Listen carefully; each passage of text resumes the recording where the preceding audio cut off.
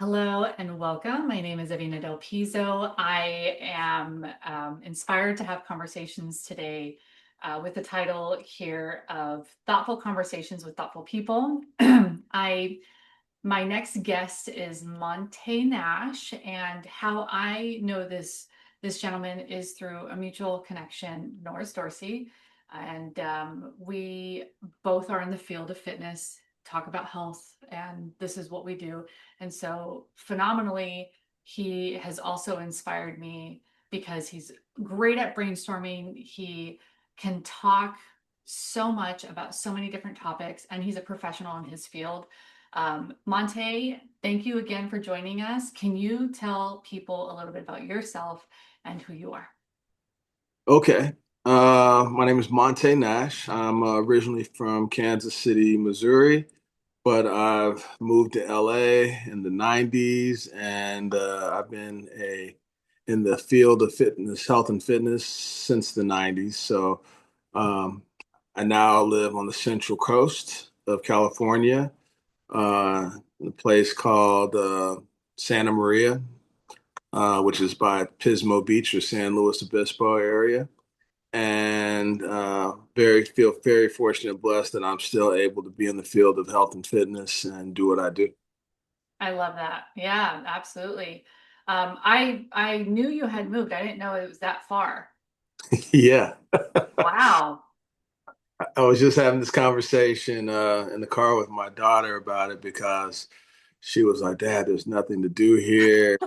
Ethiopian. I feel like I'm in a loop, and how come you didn't stay in LA? And I was like, well, this is a area that is more family oriented, and when I decided to move, it was kind of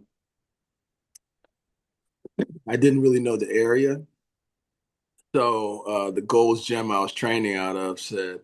When I got married, I was going to move back to Kansas City, but then they said, "Hey, we love what you do. We're opening up a line of gyms on the Central Coast, and we'd love to for you to run our personal training department." And I'm like, "Where?" And they said, "Well, Santa Maria." And I'm like, "Well, where's that?" And they said, "Well, do you know Santa Barbara?" And I'm like, "Oh my God, yes, I know Santa Barbara. It's the American Riviera. Yes, it's great." He's like, "Well, you're in the same county, just a little bit further north, but you're still on the coast." And I was like, oh, okay. And I was commuting from Sherman Oaks to Santa Maria, which was about a 2 hour commute to be here. And it wasn't until like my second week of doing it that I started looking around the town. And I noticed that this was a little bit more of a agricultural, rural community, and it wasn't like Santa Barbara. But things have worked out.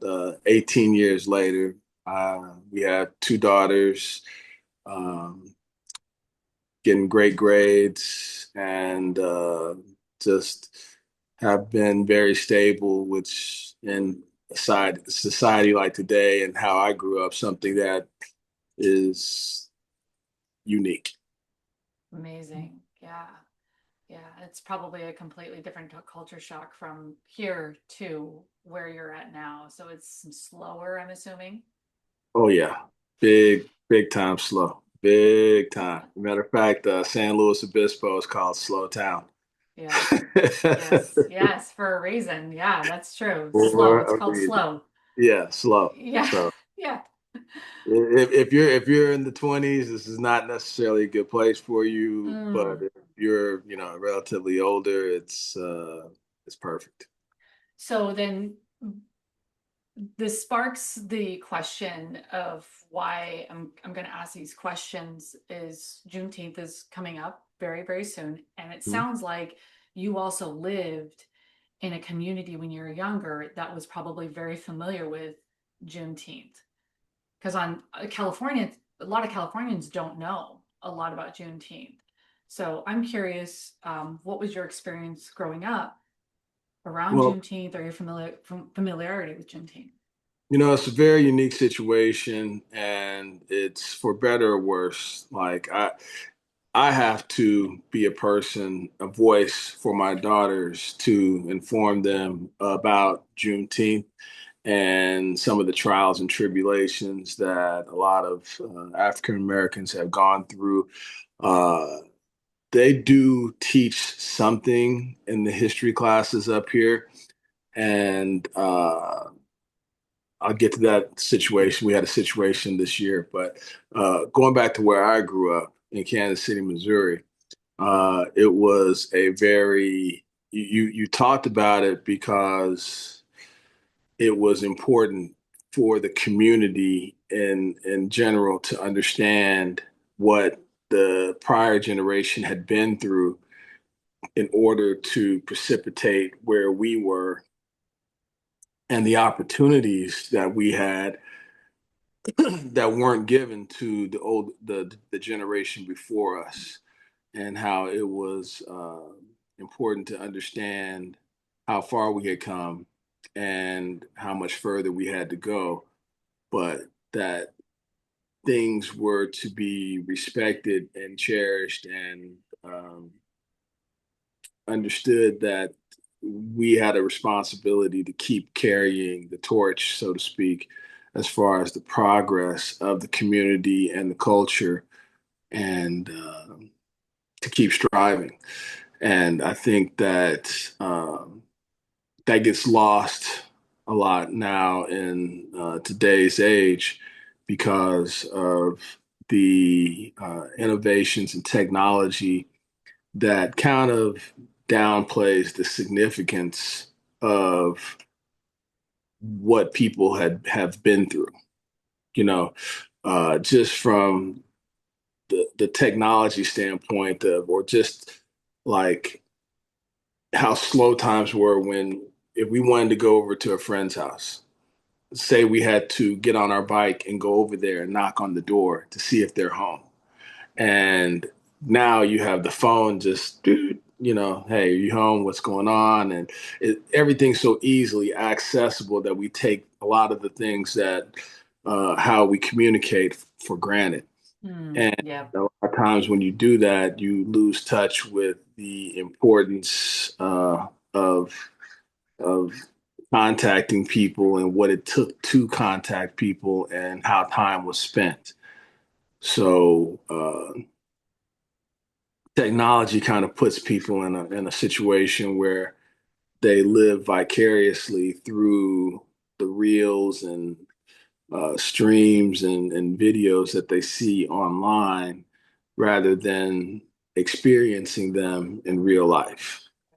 And when you don't have that real life experience, you become sheltered to a lot of the experiences, good and bad, that are out there that you have when you interact with real people and real situations and real events.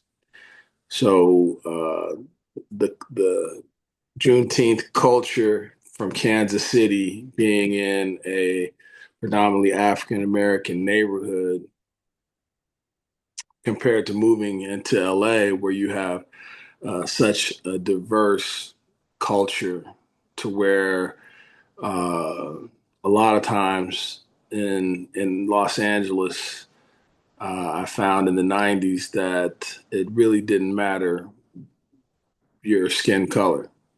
People were into uh, self belief, and if you believed in yourself, others would too. And if you could be consistent in showing up and providing what you said, then you were elevated. And that's the way it should be in general, based on being judged on what you can do rather than who you are, or where you where you come from, or what color your skin is. And it was beautiful to see. I met people from Armenia, Persian, Russian, uh, you know, Hispanic culture, of course.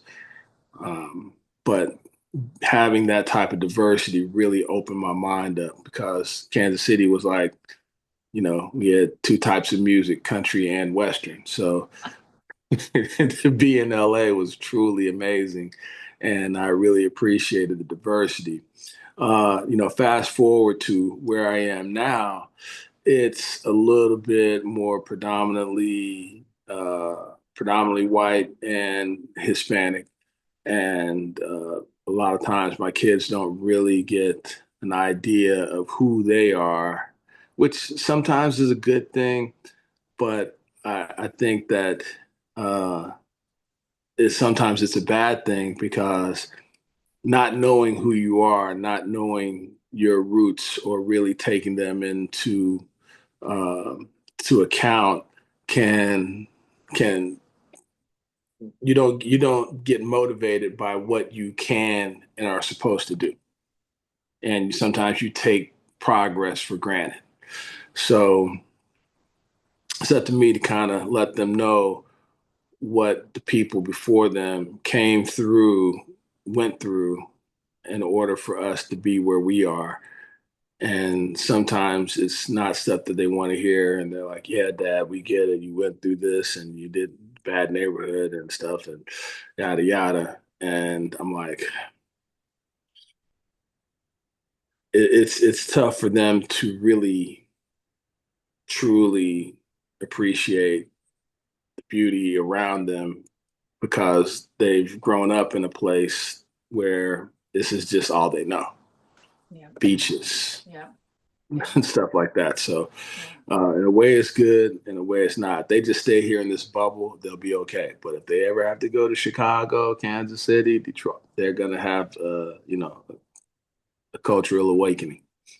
Yeah, I think when it comes to our experiences, that's what makes them so beautiful is that diversity, and that's the blessing that we can have living in LA. But a lot of people get sucked into the misinformation, the delusion, the harder aspects of LA, which we all know what they are, um, that both black and brown people struggle with, right? Whether it could be falling into traps that are stereotypical, not necessarily true, right?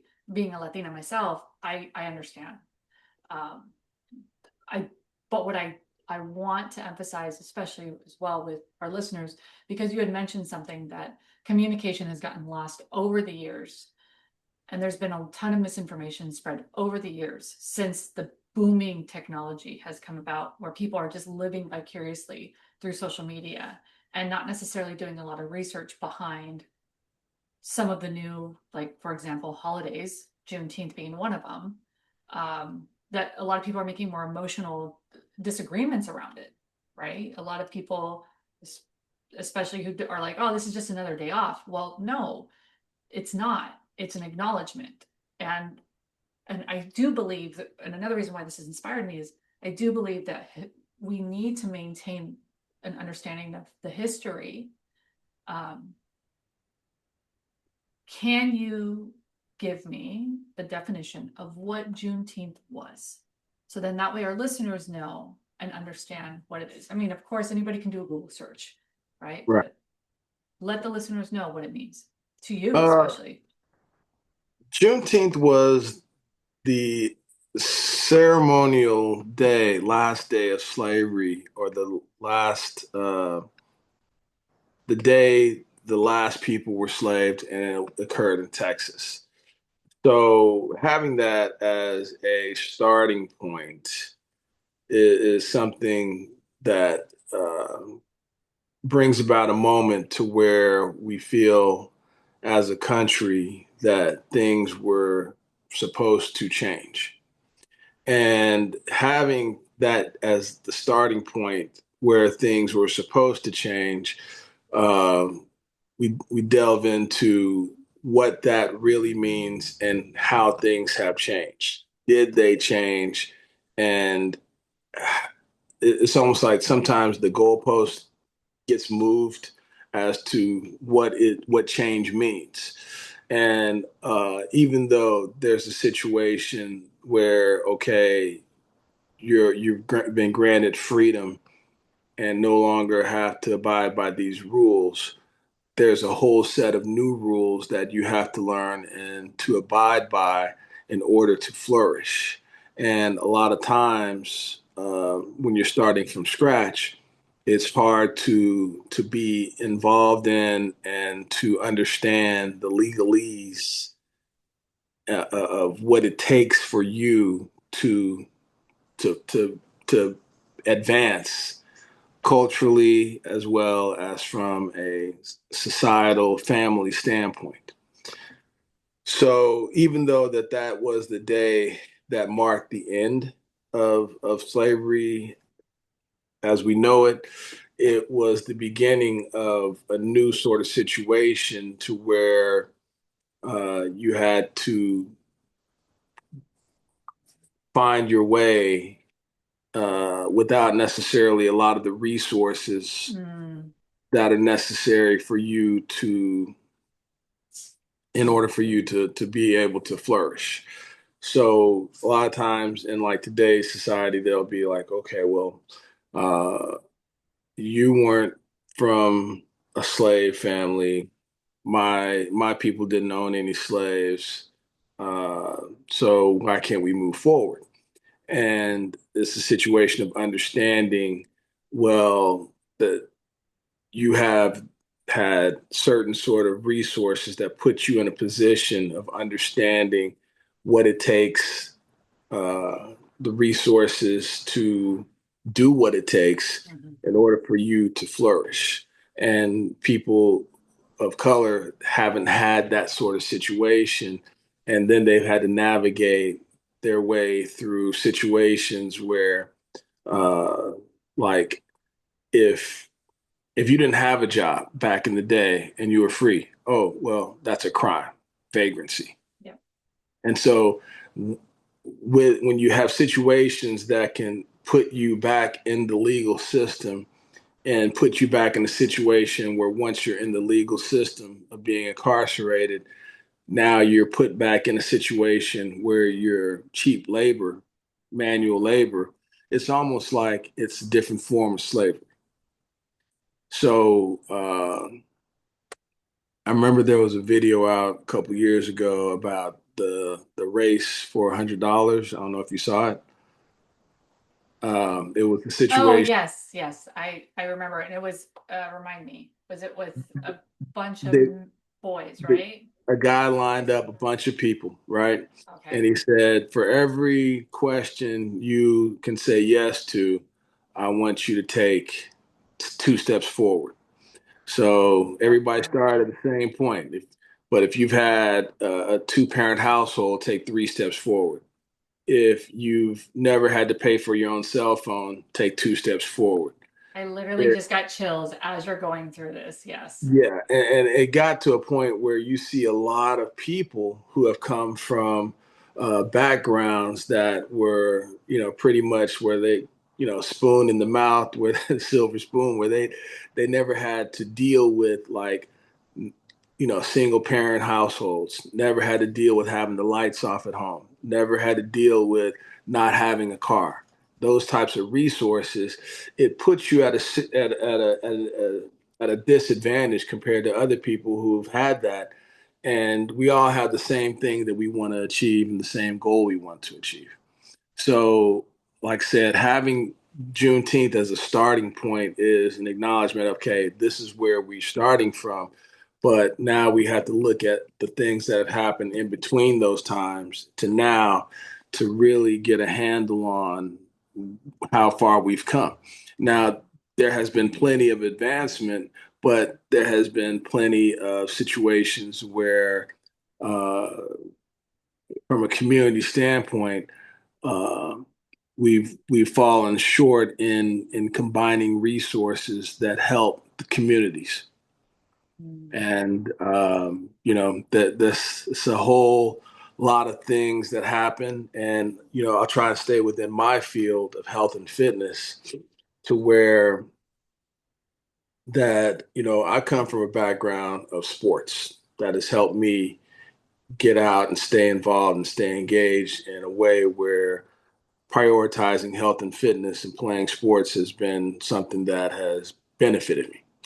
But at the same time, when I look at the big picture of the NCAA, National Collegiate Athletic Association, and how they take people, African Americans from their community, and the biggest, the strongest, the fastest are allowed to be in this situation where their athleticism is highlighted in these games, and they're awarded scholarships to have this education, where it's a multi-billion-dollar industry that they are the free labor of funding the situation, and they get the free education, as well as they get, I call it three hots and a cot. They get lodging, they get gear, and they get expenses paid for, and they're allowed to live on this campus where they are looked upon as like stars. Well, what happens to the community that they've left? What who are the ones that are doing things for that? What is going back into that community once you take out the diamonds in the rough to do that?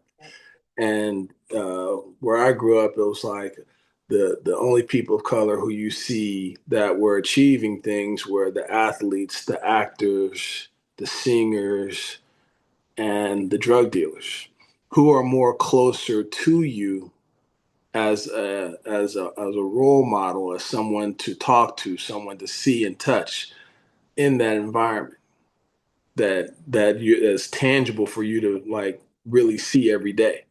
And that puts a situation where you have communities that have a hard time once the best and the brightest have been taken away. And I think that going back to health and fitness and the educational institutions that are out there, I've seen it up close and personal to where I was doing a case study, and some teachers were looking at me like, well, are you going to be doing this all year? Because we have a school play that we're practicing for, and this is cutting into our rehearsal time. And I'm thinking to myself, like, Pedro over here is 10 years old and he is 130 pounds. And you're prioritizing him doing this play for his parents who can barely speak English over looking at his physical makeup and the situation of health and fitness in his life. I mean, is learning about this play more important to the longevity and quality of his life, or is him understanding what he needs to do moving forward from a health and fitness standpoint, not relating it to a game or activity like that, Mhm. more important? And a lot of times, if you're put into a situation where, uh, from a physical education standpoint, you're playing a game or you're being timed in a mile, is that really educating you into some of the things that you're experiencing in life that you need to understand in order for you to have a quality of life? Right. And what is the importance? Where are we as a society putting the importance on? Yeah. You being indoctrinated, or you being educated to yourself, and then what you can do, and how can we take what you like to do and accentuate that to where it becomes something that you can do for a living?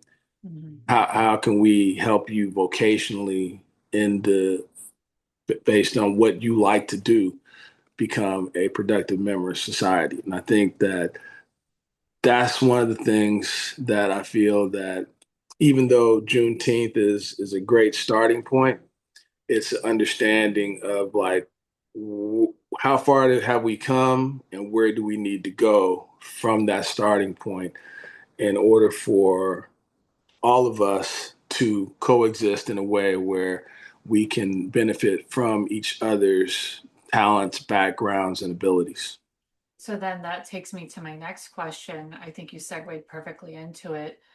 what can people do to acknowledge or celebrate Juneteenth?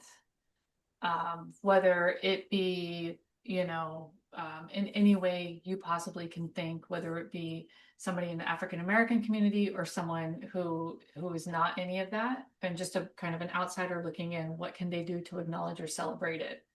Well, I think, Ivana, you're doing a great job right now of creating a platform of talking about it to where it gets discussed, to where we educate everybody on things being that are out there that we make them aware of, and then we can discuss things that can be done individually and as a group standpoint. I think that sometimes people say knowledge is power, but it's information, and the information as to what happened, what is going on, and what is available out there is powerful, to where if we collectively engage into talking about it, even from a community standpoint, from a neighborhood standpoint, uh, to create situations where we act on it. So the most important thing we can do is talk about it, create a platform for it, make it something that is discussed, and discussed in a way where we create questions that formulate ideas, to where uh, we set dates and dates to achieve these things that we talk about need to be done. One of the things that was really enlightened me when I was in Los Angeles was I did promotions, club promotions, and it was the wildest thing, because a Mhm. group of people got together and we decided on a location, and then we decided who the principals are, and we wrote down who did what, and we set a time, a date that we were going to do this, and between that time that we got together and the time, the date that it was supposed to happen, we made calls to each other. Hey, how you looking? Hey, did you take care of that? The Yeah. accountability factor was there, but we didn't put a like look at our clock and say, okay, I'm only going to work 8 to 5 on this. Hmm. It was like we didn't put parameters around how long it took to make things happen. It was get the flyers. We need to hit this place. We need to Yeah. go to that place. Did you talk to these people? We covered the bases for what needed to happen in order for our event to be successful. Yeah. And I think that a lot of times, if you're not working for someone, if you're working for yourself and you're in from the entrepreneurial side of things, it takes a lot. It takes a Absolutely. lot of self-starting, but Absolutely. it takes you being accountable and then holding those around you accountable. And a lot of times, from a managerial standpoint, is not necessarily telling people what to do, but you're actually talking to them about things that need to be done and how they can be available to make that happen. And it's almost like empowering them to utilize their own talents, and understanding that they're a part of a team, and that our goal is to achieve this. Yeah. So that type of situation, that type of conversation, it gets people out of from under the foot of other people. Because if you're not the lead dog, the scene remains the same. That's right. That's right. So if you have that ability to kind of understand that, and you're around like-minded people who feel responsible and feel capable of, like, hey, I can do this, I can do that, there's a lot that can be achieved Yeah. for the betterment of everybody. Well, if people want to be in contact with you, how can they find you? Where can they contact you? And how can you do them service? I just want to be mindful of time. Okay. I only have the free Zooms. I have about 6.5 minutes left. Okay. Okay. So, from a training standpoint, I created a product called SpeedSack, and it's sold nationally, internationally, and worldwide, used by some of the top trainers. It's a resistance exercise device, and We have one, by the way. and We in love it. order to get it, you can go to the store, but sometimes you have to learn how to use it and use it in multiple ways. So I designed a program called I'm Fast, which is short for In Motion Functional Athletic Strength Training.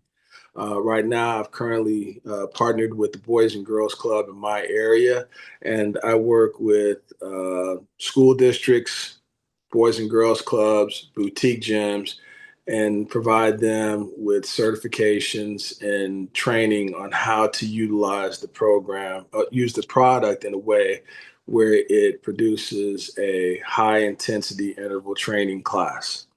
So my website is called I'm Fast, IMFAST.co. And I just became a vendor for the Los Angeles Unified School District and Congrats. thank you, and the Dade County Public School District in Florida. And we're working on partnering with some business entities within those communities to provide a couple pilot programs and grow the pilot programs into a district-wide initiative that I hope to become a national initiative because I think that we are combining.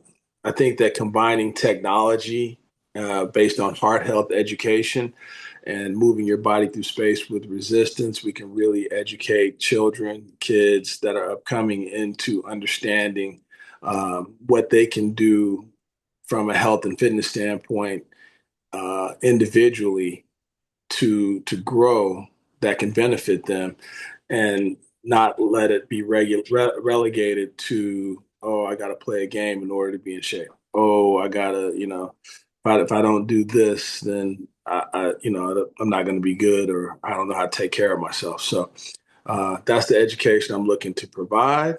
And if anybody wants to help, please give me a call. Absolutely. I'm going to tag your Instagram. I'll tag your email in the show notes so then that way people can have an idea of where to find you. And I'll even include the website. Okay. Monte, again, I just wanted to thank you very much. You are a tremendous leader in the community, and thank you for taking the opportunity and the time to talk about Juneteenth and share with our community leaders as well. Davina, thank you for initiating the conversation and providing the platform to where this can be discussed because it takes people like you to want to talk about it, to make other people listen, to make a lot of people can think it and they can think it's a good idea, but acting on it and making it happen, that's dynamic. So kudos to you. Thank you. It's an honor, sir. Thank you so much. Okay.